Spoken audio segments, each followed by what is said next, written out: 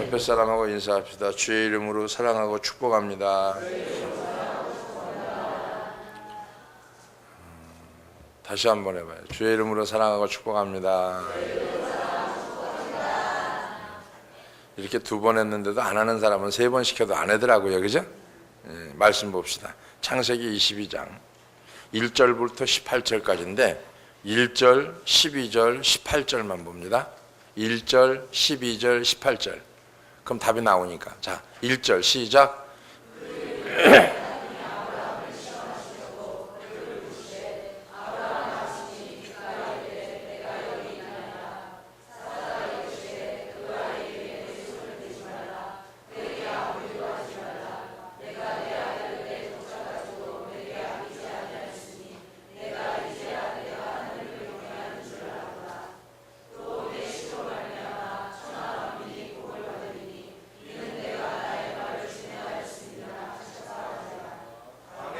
할렐루야. 하나님은 사람을 시험하시느냐 하는 문제를 놓고 우리가 이 시간에 은혜를 받고자 하는데 1절 보니까 그 일 후에 하나님이 아브라함을 시험하시려고 그를 부르시되 그랬어요. 히브리 성경에 보면은 그 일 자체를 복수로 얘기합니다. 즉 그 일이 있고 난 이후에 하나님께서 아브라함을 부르셨다는 얘기인데, 그러면 그 일이 뭐냐? 앞에서 본 너는 내 앞에 행하여 완전하라는 책망을 듣고 난 다음 아브라함이라고 하는 새 이름으로 불리게 된 다음에 무슨 사건이 일어났느냐면, 커다란 사건들을 중심으로 보면은 먼저는 소돔과 고모라 성이 멸망이 있었고요. 그 다음에 하나님의 심판으로 유황과 불이 비처럼 쏟아져서 소돔과 고모라의 모든 것을 다 멸해버립니다. 사람도 가축, 농작물도 모두 불타 사라져버린 거죠. 단지 그 롯의 일가만이 아브라함의 기도로 간신히 그 환란에서 구출되는 장면이 나오죠. 그래서 아브라함이 또 그랄 땅으로 이사를 합니다. 그곳에서 아브라함은 아내를 빼앗기는 수모를 다시 한번 겪죠. 근데 하나님께서 그랄 왕 아비멜렉에게 직접 말씀하셔서 사라를 아브라함에게 돌려보내라 라고 명하니까 아비멜렉이 아브라함에게 사라를 돌려보냅니다. 그 일 후에 하갈과 이스마엘이 아브라함의 집에서 추방당합니다. 아브라함과 아비멜렉이 언약을 세우게 되는 그 기점인데, 그래서 모든 사건보다 중요한 사건이 있는데 그것은 바로 하나님께서 아브라함에게 약속을 줬어요. 그 약속이 뭐냐면 이삭이 태어날 거라고 하는 약속을 줍니다. 자, 이 인간에게 불가능한 일이 아브라함에게 지금 일어났어요. 아브라함에게 이삭이 태어나고 얼마 시간이 흘러지는지는 정확히 가늠할 수는 없겠지만은 이삭이 지게를 지고 아브라함을 따라갈 정도로 성장한 것을 볼 때는 아마 10수년이 지나지 않았을까 이런 생각이 듭니다. 그런데 그때 아브라함에게 커다란 위기가 찾아옵니다. 그게 1절이죠. 하나님의 시험을 만나게 되는 사건인데 이것이 이삭을 바치라. 성경은 하나님이 아브라함을 시험하려고 부르셨다고 말하는데, 아브라함을 시험하기 위해서 하나님의 명령은 바로 다른 게 아니라 이삭을 번제로 드리라는 겁니다. 번제로. 모리아 땅을 아브라함이 살던 곳에서 걸어서 한 3일가량 가는 길인데 왜 굳이 하나님께서는 3일 길을 가서 모리아 땅에다가 그곳까지 가서 이삭을 바치라고 했을까?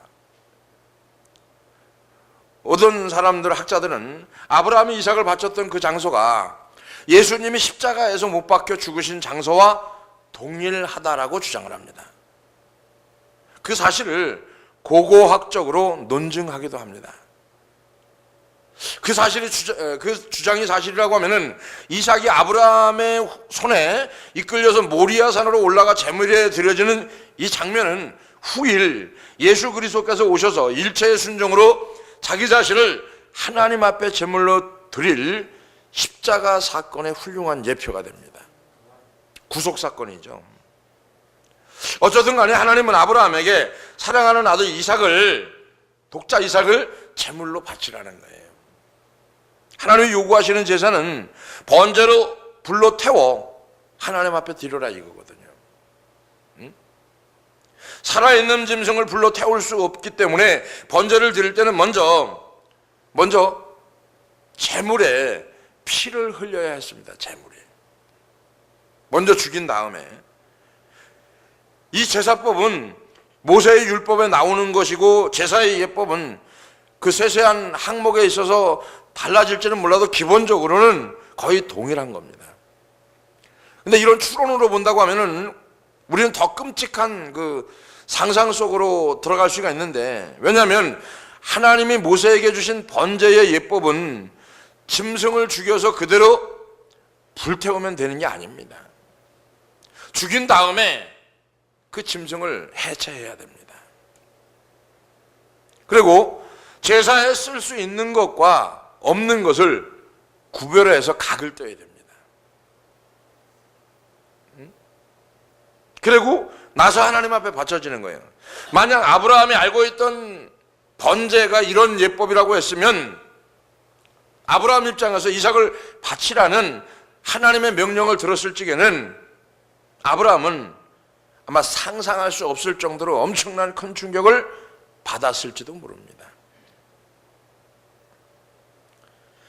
사실 이 시대에 고대에 성행하던 이방 종교들 중에는 자식을 신께 드리는 제의적 의식이 있었어요. 제의적 의식이. 성경 속에도 우리가 찾아볼 수 있는데, 모세의 시대에, 물론 에레미야 선지자 시대까지 등장하는데 몰렉이라는 이방 신이 등장을 합니다. 이스라엘 백성이 몰렉에게 드렸던 희생은 자식을 죽여서 드리는 제사입니다. 레위기 18장 21절에 보면 너는 결단코 자녀를 몰렉에게 주어 불로 통각해 말아야 네 하나님 이름을 욕되게 말라. 나는 여호와니라 그랬어요. 에레미야 32장 35절에 보면은 신놈이 아들의 골짜기에 바알의 산당을 건축하였으며 자기들의 자녀를 몰렉의 불에 지나가게 하였느니라. 그들이 이런 가증한 일을 행하여 유다로 범죄케 한 것은 나야 명한 것이 아니요 내 마음에 둔 것도 아니라고 말합니다.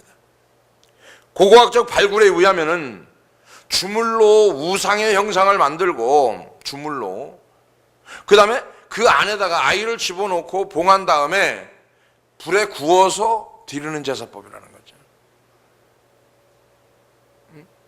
이런 거를 알고 있었던 아브라함 입장에서는 이삭을 하나님 앞에 번제로 드리라고 했을 적에는 충격이 대단했을 것 같아요.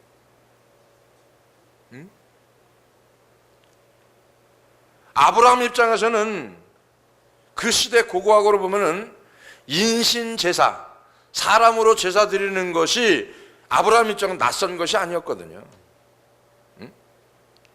하나님은 인신제사를 기뻐하지 않는다는 인식 또한 그 당시 아브라함에게는 없었습니다.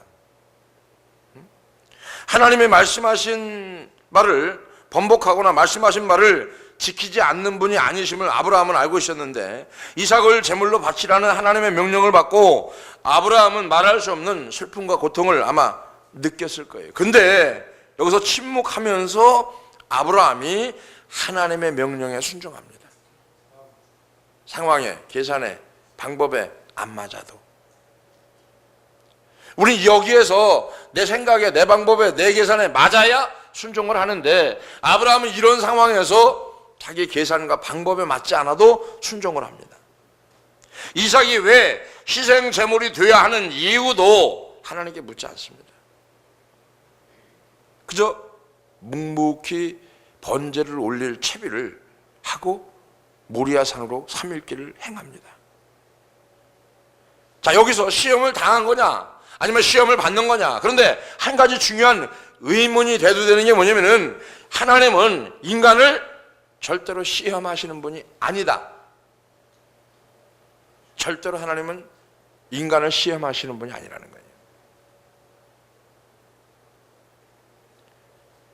이거는 매우 중요한 건데, 신정론에 가까운 신정론.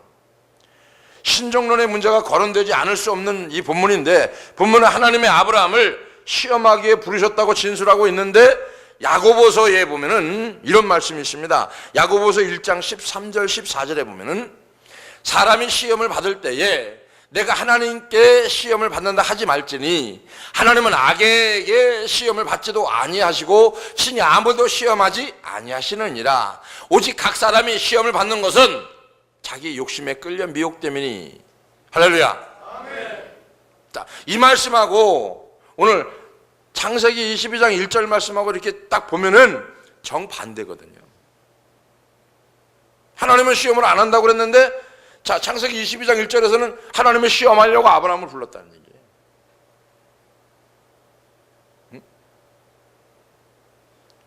이 문제를 어떻게 해석을 하고 어떻게 이해해야 되느냐. 시험한다는 것은 한 가지 분명한 무엇인가 모르는 부분이 있다는 것을 전제로 했을 때 모르기 때문에 모르는 그 무엇을 정확하게 알아내기 위해서 평소와는 다른 어떤 조건이나 상태를 그 대상에게 가해주는 건데, 마음의 상태를 하나님은 알고 있지만 하나님은 그것을 하나님께 돌이키게 하기 위해서, 왜? 스스로 어떤 문제를 통해서, 사건을 통해서 하나님만이 그 마음에 있기를 원하니까 스스로 돌이키기 위해서. 근데 아까 말씀 야고보서 1장 13절 14절에 보면은 뭐라고 얘기합니까? 시험을 받지 아니하시고 친히 아무도 시험하시 아니하시느니라. 14절 보면은 오직 각 사람이 시험을 받는 이유는 뭘까요? 욕심 때문에 받는 거예요. 자, 아브라함이 시험받은 이유는 뭘까요? 하나님이 시험한 게 아니라 자신의 욕심 때문에. 무슨 욕심? 자식에 대한 욕심. 이것 때문에 시험을 받은 거예요. 응? 본문에서 하나님이 아브라함을 시험하겠다고 말하는 것은 사실 하나님이 실제로 그렇게 한 것이 아니라 이해를 돕기 위해서 인간의 관점에서 바라보고 행하신 것이다. 보다 정확한 이해를 돕기 위해서 이런 거죠. 해는 언제나 동쪽에서 와서 서쪽으로 갑니다. 그죠? 맞아요? 틀려요? 자, 동쪽에서 해가 와서 서쪽으로 가야 안 가요? 가요. 다 맞는 얘기죠. 그죠?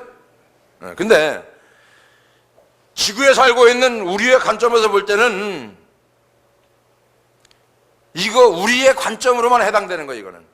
자, 동쪽에서 해가 와가지고 서쪽으로 넘어가는 거는 지구에 살고 있는 우리 관점에서만 볼 때 그렇게 되는 거예요. 이해하세요? 자, 과학적 사실에 따르면은 지구가 태양 주위를 돌고 있는 거거든요. 아니에요? 내가 이상해지네. 해가 움직여서 태양이 이렇게 움직여가는 게 아니고, 안 배워서 학교 다닐 때? 자꾸 이상하면 내가 이상해지잖아.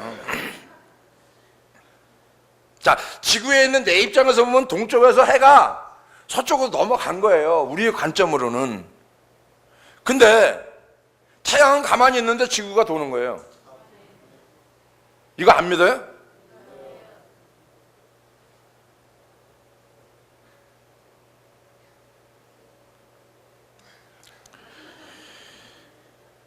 자, 태양 입장에서 보면은 태양이 동쪽에서 왔다 서쪽으로 넘어간다고 얘기하면 태양 입장에서 보면 우습겠죠. 그죠? 우스워요? 안 우스워요? 우스운 거예요. 만물의 영장 모든 걸 주관하시는 하나님이 인간 하나를 시험한다. 이거 우스워요? 안 우스워요? 우스운 거죠. 누구 입장에서 보면? 인간의 관점에서 보면. 아니, 하나님의 관점에서 우스운 거죠. 인간의 관점에서 보면 지가 욕심에 끌려서 가는데도 부족하고 이 시험 받는 걸 하나님이 주셨다고 생각하니까. 이런 거죠. 태양 입장에서 보면 우습게 그지없는 것인데 객관적 사실은 태양이 움직인 것이 아니라 지구가 팽이처럼 자전하면서 태양의 둘레를 공전하고 있다는 얘기죠.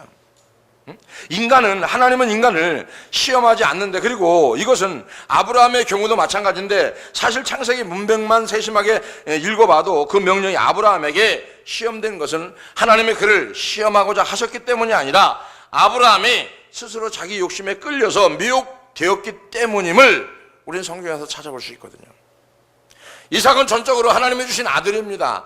하나님은 몇 번이나 아들을 주겠다고 약속을 했지만 아브라함과 사라는 그 약속을 신뢰하지 않았거든요. 대표적인 예가 신뢰하지 않은 부분이 나옵니다. 창세기 17장 17절에 나옵니다. 아브라함이 엎드려 웃으며 심중에 이르되 마음에 이르되 100세 된 사람이 어찌 자식을 낳을까? 사라는 99세고 나는 100세인데 어찌 99세 된 여자가 생산이 할 수 있으리요? 자, 아브라함이 웃었어요. 사라만 웃은 게 아니라. 근데 18장 12절에 보니까 18장 12절에 보니까 사라가 속으로 웃고 이르되 내가 노쇠하였고 내 주인도 늙었는데 내가 어찌 낙이 있으리요? 응? 자, 하나님의 약속을 신뢰했어요, 안 했어요? 안 했습니다. 근데 하나님의 약속은 이루어졌고 아브라함은 100세에 아들을 낳았어요. 아브라함은 이삭을 볼 때마다 저 아이는 하나님이 주셨기에 얻은 아들이라고 생각하지 않을 수가 없었겠죠. 그죠? 그러면서 하나님보다 아들을 더 사랑하게 된 거죠. 아들을. 하나님의 자리에 이삭이 들어가기 시작을 한 거죠. 근데 그 아들을 너무 기가 막힌 게 때가 되니까 다시 하나님이 데려가겠다는 거예요. 응? 시험이 된 것은 다른 게 아니라 자기 욕심에 이끌려서 미혹되기 때문인데 시간이 흐르면 이삭을 향한 사랑이 커져서 하나님께 해야 될 사랑까지 위험 수위를 넘어버리니까 하나님이 그 사랑하는 걸 뺏어가는 거죠. 우리가 물질을 사랑한다고 봤을 때 물질을 너무 사랑하다 보니까 위험 수위가 도달했어요. 그러니까 하나님이 물질을 싹 뺏어가는 거예요. 이제 이해가 되세요? 응? 그래서 하나님은 내 아들, 내가 사랑하는 독자 이삭, 그죠? 이러면서 뼈 있는 말을 탁 아브라함에게 합니다. 내 아들, 내가 사랑하는 독자 이삭, 그 내 아들을 번제로 드려라. 뼈 있는 말이거든요. 이런 거예요. 신앙이라고 하는 거는 자신의 것과 남의 것이 있어요. 인간의 것과 하나님의 소유를 정확히 구별하는 게 신앙입니다. 내 것이 있고 하나님의 것이 있어요. 이거 구별이 돼야 되거든요. 이것이 신앙의 깊이와 양심의 맑기를 결정하는 거예요. 맑기. 내 것이 아닌 것은 세월이 아무리 흘러도 내게 안 됩니다. 하나님의 소유일 때는 우리가 그것을 우리의 것처럼 누리고 있지만 소유의식이 불분명할 때가 많은데 그럴 때 하나님은 여지없이 그것을 뺏어가 버립니다. 소유의식이 불분명할 때 하나님 거라고 확실하게 제시해 주면은 뺏어가진 않는데 이거를 내 거라고도 하고 하나님 거라고도 하면 불분명하죠. 소유주가. 그 하나님이 그건 내 거야 그러고 싹 뺏어가는 거예요. 소유의 개념, 신앙의 척도를, 깊이를, 맑기를, 높이를 가늠할 수 있는 길은 뭡니까? 하나님의 것과 내 것이 구분되어야 되는 거예요. 내가 가지고 있는 건 죄뿐이 없는 거예요. 그리고 몽땅 다 하나님 겁니다. 할렐루야. 하나님의 소유와 자신의 소유가 각각 무엇인지를 얼마나 인식하고 있고 그 경계가 얼마나 분명한지를 보면 그 사람의 신앙의 깊이를 알 수 있는 거죠. 엄밀한 의미에서 우리의 소유라고 할 수 있는 거 죄밖에 없는 거예요. 죄를 제외하고는 전적으로 우리 거라고 할 수 있는 게 아무것도 없습니다. 우리의 생명을 포함한 우리가 누리는 모든 것이 다 하나님 것이다. 할렐루야. 이런 거죠. 생명을 버리면서까지 주의 일을 감당하는 것은 이런 삶을 살려면 자기 자신을 죽여야 되고 자기 자신의 삶을 부인해야 되고 삶을, 자기 마음을 찢는 자기 부인이 피를 쏟는 헌신이 날마다 있어야 가능하다는 거죠. 오늘 새벽에도 말씀드렸지만 나를 죽이지 않고 피를 쏟는 가슴 찢어지는 아픔이 없으면 이게 못하겠더라고요. 제대로 선교 생활, 선교 활동 못해요. 대충대충은 할 수 있고 눈 가리면 할 수 있고 그냥 때울 수는 있는데 진짜 피를 쏟는 고통, 아픔 이거 없으면 선교 못합니다.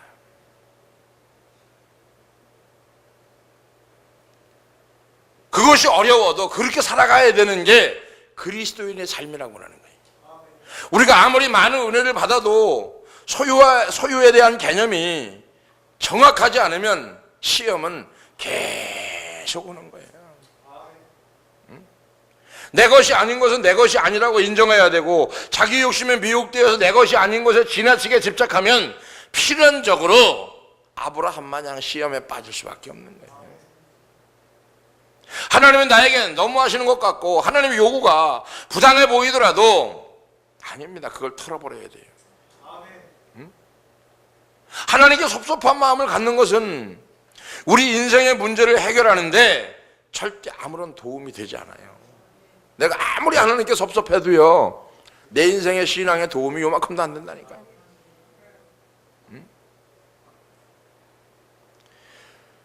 우리 모두 불신앙으로 우리의 판단이 흐려져 있기 때문에 자각하며 하나님의 선하심을 인정하고 살아가는 신앙이 되어지길 주의 이름으로 축원합니다. 아무튼 그래서 아브라함은 이삭을 데리고 이제 모리아 땅으로 간 거죠. 창세기 22장 3절에 보니까 아침에 일찍 일어나 뭡니까? 아브라함은 지체하지 않고 하나님의 명령에 바로 어떻게 합니까? 실행에 옮겨버립니다. 아침에 일찍 일어나서. 그 3일을 지나서 아브라함이 모리아 땅에 도착을 합니다. 아브라함을 따르던 두 종과 나귀를 어떻게 합니까? 산 밑에 두고 이삭만 데리고 올라갑니다.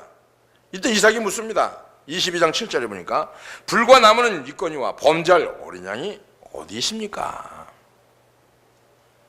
7절에 22장 8절에 아브라함이 대답을 합니다. 22장 8절에 보니까 아브라함이 이르되 내 아들아 번제할 어린 양은 하나님이 자기를 위해서 친히 준비할 신이라 하고 두 사람이 함께 나가니라.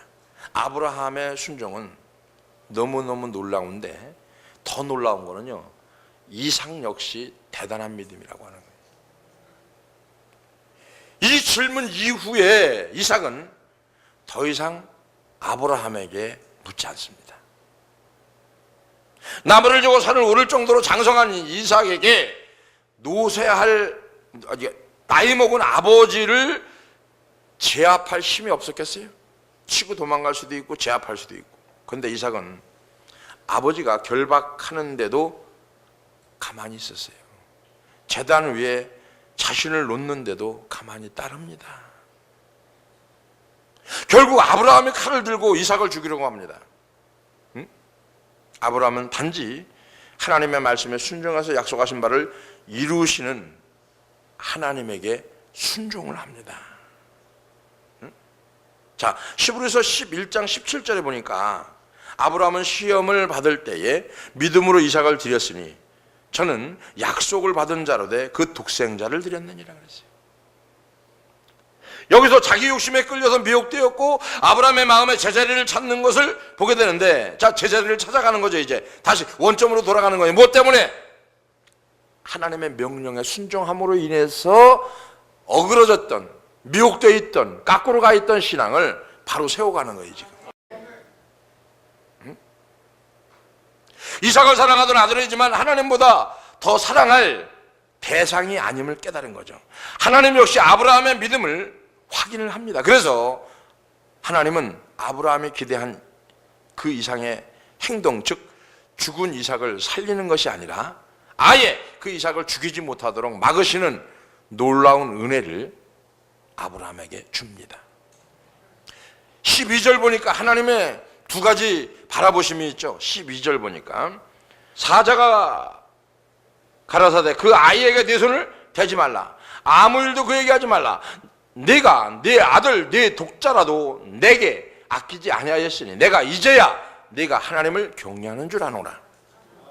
이 세상에 있는 모든 사물을 바라보시는 하나님의 두 가지 차원의 바라보심이 있죠. 첫째는 하나님 존재 양태인데 그대로 바라보시는, 쉽게 얘기하면 단순한 보심이 있고요. 응?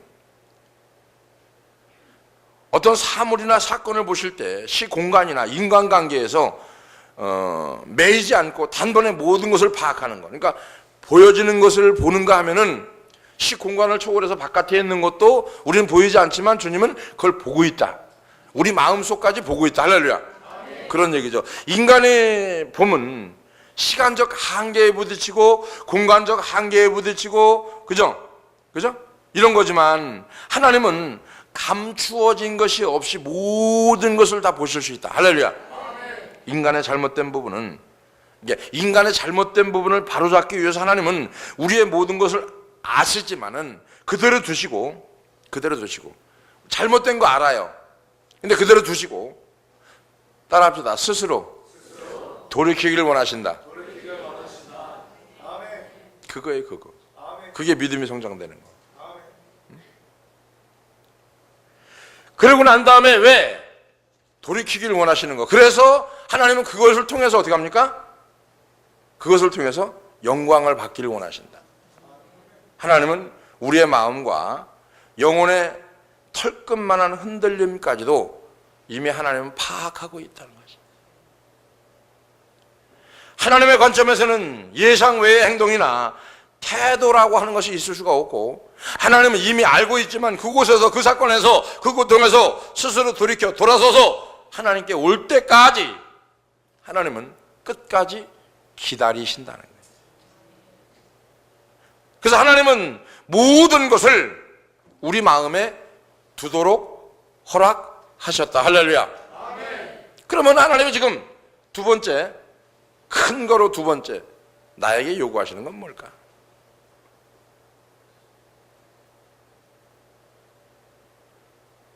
아브라함의 사건을 통해서 우리가 얻어야 할 교훈은 뭘까요? 순종으로 고백하는 신앙의 중요성입니다. 본문 말씀을 통해서 보면 우리는 다음과 같은 깨달음을 얻게 되는데, 인생의 밤을 끝내고 동토오는 감격의 새벽을 맞이하기 위해서는 하나님의 세 가지 요구에 순종해야 된다는 건데, 그 세 가지 요구가 뭐냐 이거죠. 첫 번째는 하나님께서는 최선의 것을 나한테 요구하신다. 아브라함이가 지금 뭘 요구했냐면은 네가 가장 사랑하는 이삭, 그걸 요구한 거예요. 응? 언제나 우리에게 최선의 것을 요구하시는 거.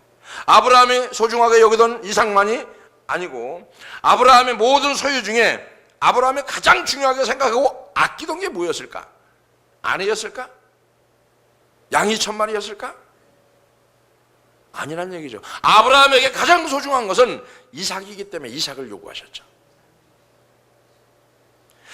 하나님은 다른 것보다 하나님 보심에 아브라함에게는 최선이 이삭이었기 때문에 이삭을 요구한 거예요.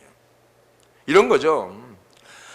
다윗이 범죄하고 난 이후에 자신의 이 죄 문제를 제사로 자신의 문제를 해결하려고 번제를 드립니다. 근데 하나님은 그 번제를 안 받았어요.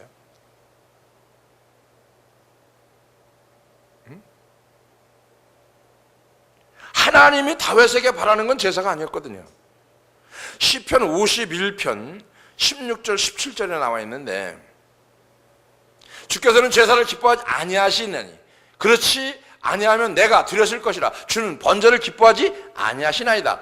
하나님께서 구하는 제사는 뭐라? 다윗의 상한 심령이라. 하나님이여 상하고 동의하는 마음을 주께서 멸시하지 아니하시리이다. 자, 하나님이 다윗에게서 최선의 것은 뭐였었냐? 범죄하고 난 이후에 제사로 다 떼어버리는 게 아니라 다윗의 마음을 원했던 거예요. 마음. 다르죠? 응? 구약시대의 사람들이 이 고백을 들었으면 큰 충격을 받는 일인데, 하나님은 기쁘게 해드리기 위해서 올리는 것이 제사인데 하나님은 제사를 기뻐하지 않는다는 거예요. 안 기뻐한다는 거예요. 응? 근데 하나님은 다윗에게 제사를 기뻐 연락하지 않으신 것은 다윗의, 하나님의 입장에서 볼 땐 다윗이 최선이 아니었기 때문에 안 받으신 거고, 다윗의 입장에서 보면 이 제사를 드림으로 인해서 최선이라고 생각했는데 하나님에게 최선이 아니니까 그게 아니다. 통해하는 마음이 최선이다. 할렐루야. 다윗에게 하나님이 요구하신 것은, 최선의 것은 마음을 깨트려서 드리는 거지. 그것이 바로 상한 심령, 통해하는 마음이라고 하는 건데, 하나님이 인생의 어두운 밤을 지나고 있는 우리에게 원하시는 것은 뭘까? 최선의 것을 지금 요구하신다는 거죠. 그러면 삶을 되돌아봐야 되겠죠. 최선의 것은 감추고 최선의 것이 아닌 것을 하나님께 드리고 살지는 않는지를 한번 돌아봐야 된다는 거죠. 각자가 최선의 것이 다 있어요. 하나님이 원하는 게 다 있어요. 이거를 목사님이 상담하면서 탁 끄집어내면은 움츠립니다. 그리고 주님을 떠나버립니다. 최선의 것을 딱 붙잡으니까. 우리를 향한 하나님의 요구는 언제나 최선을 요구하는 거지 최악을 요구하지 않거든요. 하나님께서 최선의 것은 100세에 낳은 아들 이삭이었고, 그래서 하나님은 그 아들 이삭을 아브라함에게 요구합니다. 우리에게 각자 하나님의 보심에 최선의 것이 있는데 하나님은 그것을 우리에게 요구합니다. 그러나 우리는 그것을 감추고 다른 것으로 최선이라고 고백을 합니다. 아브라함은 이 사건 이후 결코 소유의 경계를 넘는 우를 범하지 않았어요. 또한 하나님은 최종적 사랑을 요구했어요. 왜? 하나님은 아들 이삭을 지정해서 바치게 했기 때문에. 지정한 거예요. 이거 드려라, 저거 드려라. 그죠? 다윗에게도 야 이거 드리는데 아니다, 그게 아니다, 이거다, 이걸 드려라. 그죠? 우리가 아이러니하게 이해 못하는 부분이 그거 아니에요.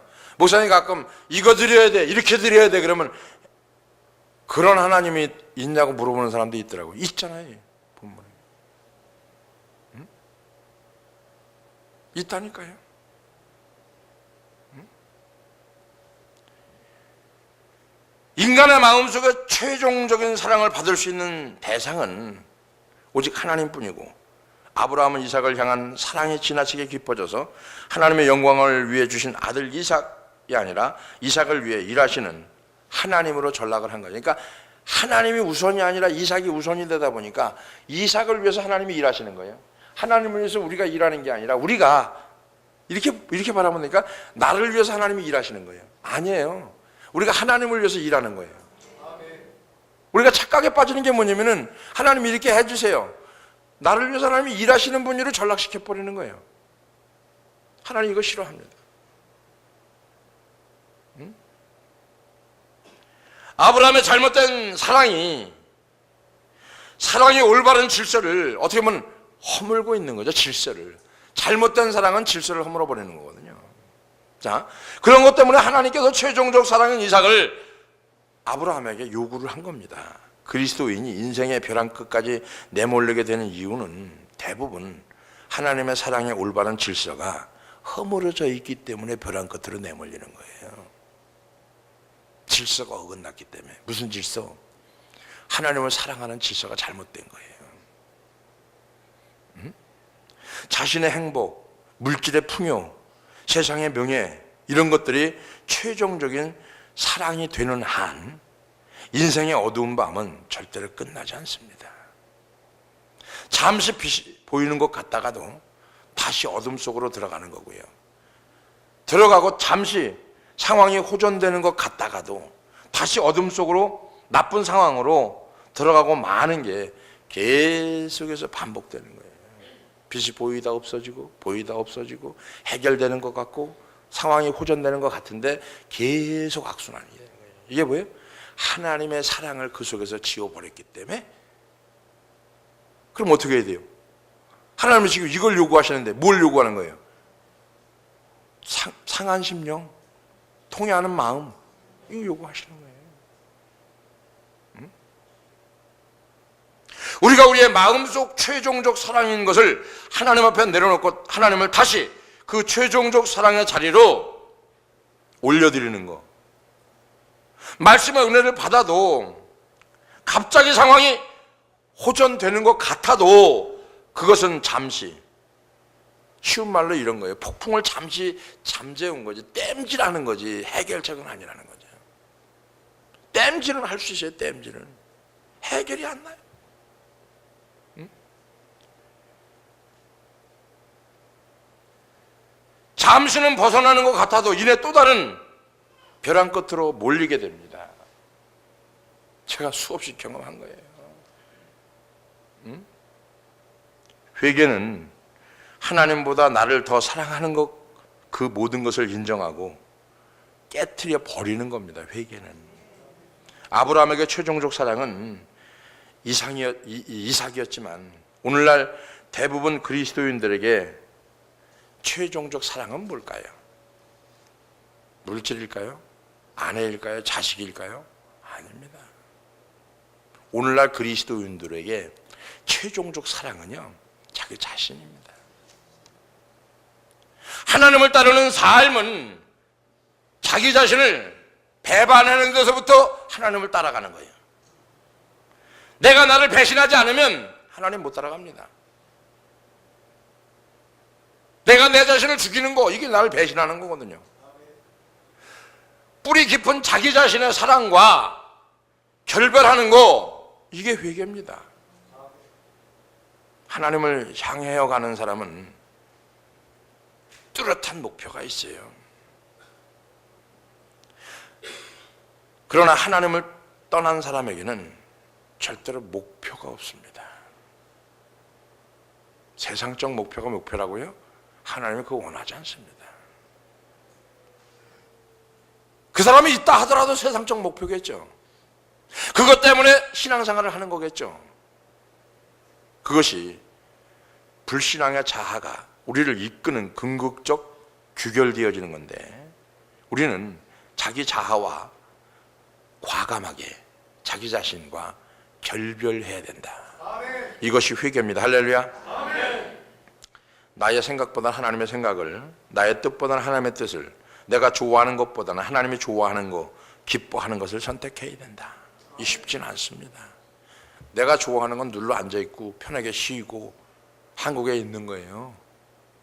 내가 좋아하는 거는 여기 있으면 매일 사우나도 할 수 있고 아침 저녁으로 갈 수 있고 뜨거운 물에 찬물에 지질 수도 있는데, 거기 가면 일주일 동안 목욕 제대로 한번 못 하죠. 사우나 한번 못 가죠. 갈 데도 없죠. 있어도 못 가죠. 응? 내가 원하는 건 한국이라니까요. 이거를 내 자신을, 나가 어떻게 해요? 나를 죽이고 가지 않으면 못 가는 거예요? 좋아서 가는 게 아닙니다. 이것이 안 되면 허상입니다. 허상. 그리고 기도는 허공을 치는 기도입니다. 하나님은 순종으로 방황하는 삶을 종결하기를 원합니다. 사람의 마음에 생각이 많아지는 두 가지 이유가 있습니다. 그거는 은혜 받았을 때 생각이 많아져요. 은혜 받았을 때도 생각이 많아지고요.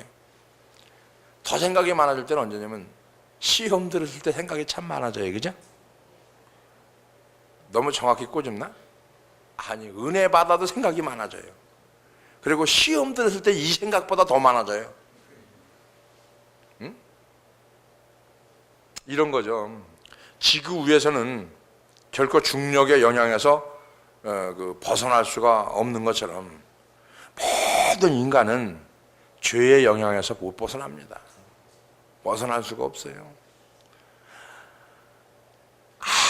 아무에게도 구속받지 않고 마음대로 마음 가는 대로 자유롭게 살겠다는 태도는 죄의 강한 유혹에 자기 자신을 던져버리는 거예요. 나는 구속받기 싫다. 이런 삶이 싫다. 공동체가 싫다. 교회가 싫다. 전화 오는 게 싫다. 관리받는 게 싫다. 구속받는 게 싫다.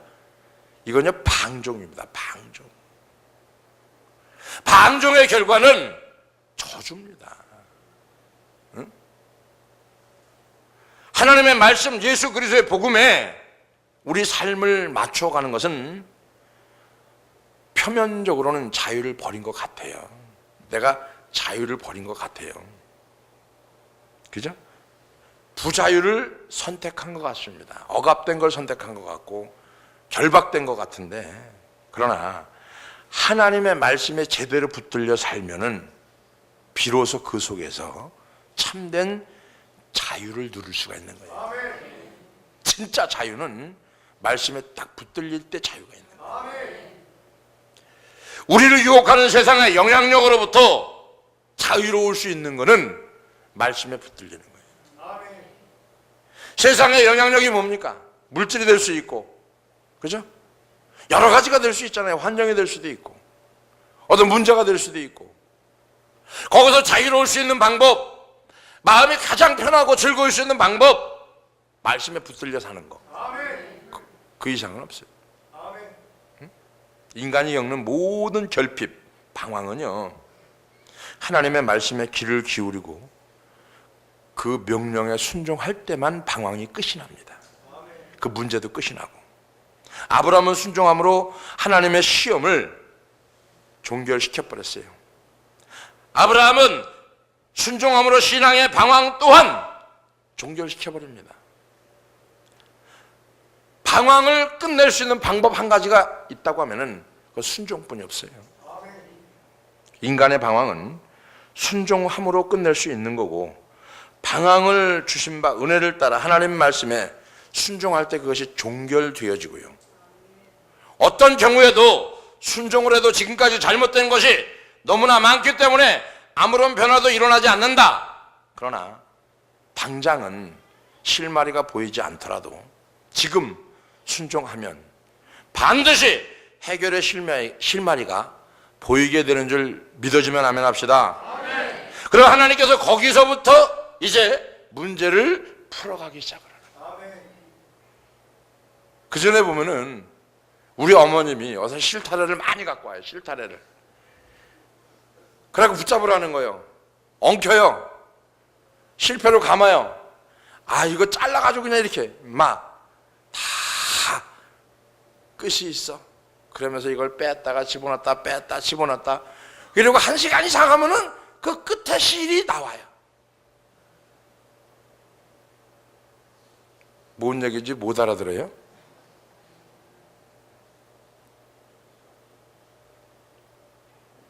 반드시 순종하면은 지금은 실마리가 보이지 않더라도 해결의 실마리가 반드시 눈에 보이게 되는 줄 믿어지면 아멘 합시다. 하나님께서 그러면 거기서부터 문제를 풀어가기 시작을 하는 거예요. 오늘도 우리는 순종을 통해서 문제의 실마리를 풀고 모든 것을 종결짓는 은혜가 여러분에게 임하기를 주의 이름으로 축원을 드리겠습니다. 기도하겠습니다. 고맙고 은혜로우신 아버지 하나님, 감사합니다. 하나님께서 우리에게 시험하시는 것이 아니라 우리는 우리 욕심에 이끌려서 시험을 받습니다. 그 시험이 또 우리에게 나타납니다. 하나님께서 우리에게 요구하시는 것은 순종해서 잘못된 부분들을 다 버리고 돌아오라고 말씀합니다. 순종을 통해서 문제의 실마리를 풀고 모든 것을 종결짓는 은혜가 임하는 귀한 시간들이 될 수 있도록 한 주간을 붙들어 주시옵소서. 그래서 하나님의 살아계심을 경험하며 다시 한번 하나님의 안에, 은혜 안에 거할 수 있는 귀한 종들이 다 될 수 있도록 축복해 주시옵소서. 감사 영광 올리며 예수님의 거룩하신 이름으로 축복하며 기도합나이다. 아멘. 할렐루야. 아멘. 옆에 사람하고 모든 것은 실마리가 있다. 순종해서 종결짓자. 할렐루야.